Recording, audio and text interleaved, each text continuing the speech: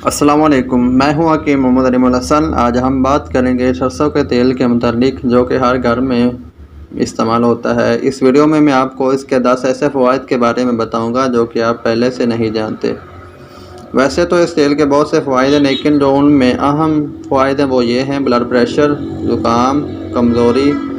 جوڑوں کا درد، دانتوں کو چمکدار کرنے کے لیے اس کا استعمال کیسے کیا جاتا ہے، بالوں کے مسائل کے لیے، فنگس کے مسائل کے لیے، کم سنائی دینے کے لیے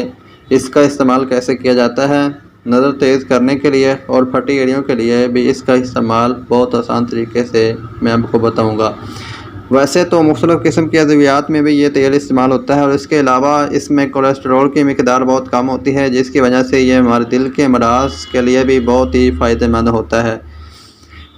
بلڈ پریشر کے لیے اس کا استعمال بہت ہی آسان ہے۔ روزانہ صبح کی ورزش سے پہلے اس کو اگر ہم اپنے باڈی پر لگائیں اور ورزش کریں، اور جب ہمیں تھوڑا سا پسینہ آئے اس کے بعد اگر ہم تھوڑا سا 20 منٹ تک سکون کر کے اگر ہم نہا لیں تو انشاءاللہ اس سے جو ہمارے بلڈ پریشر کا مرض ہے وہ ٹھیک ہونا شروع ہو جائے گا،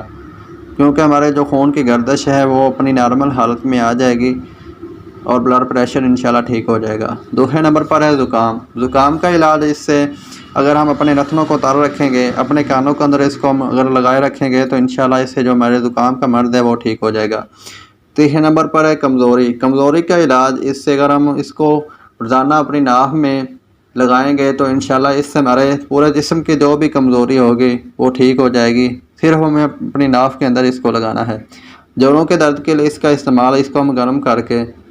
اگر ہم اپنے جوڑوں پر لگائیں گے رات کے وقت، اوپر سے اس کو ہوا نہیں لگنے دینی، صرف ہمیں اس کو ہوا سے بچا کے رکھنا ہے، تو انشاءاللہ اس سے جو ہمارے جوڑوں کا درد ہے وہ ٹھیک ہو جائے گا۔ دانتوں کو چمکدار کرنے کے لیے اس کے اندر ہم نے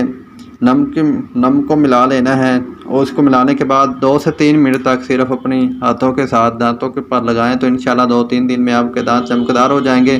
اور ان میں سے جو خون وغیرہ یا پس وغیرہ جو بھی آتی ہے وہ بھی ٹھیک ہو جائے گی۔ بالوں کے استعمال کے لیے ہم نے اس کو زیتون کے تیل کے اندر ملا کر اپنے بالوں پر اپلائی کرنا ہے، تو انشاءاللہ اس سے جو ہمارے کمزور بال ہیں وہ بھی ٹھیک ہو جائیں گے، اور جو ہمارے بال عمر سے پہلے سفید ہو چکے ہیں وہ بھی انشاءاللہ کالے ہونے شروع ہو جائیں گے۔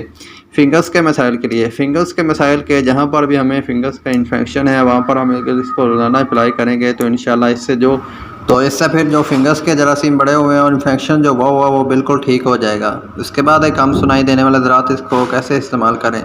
کم سنائی دینے والے ذرات اس کو روزانہ اپنے کانوں میں لگائیں، گرم کر کے لگا سکتے ہیں یا روئی کی مدد سے اس کو اپنے کانوں کے اندر لگائیں تو انشاءاللہ ان کا جو کم سنائی دینے والا مرض ہے وہ ٹھیک ہو جائے گا۔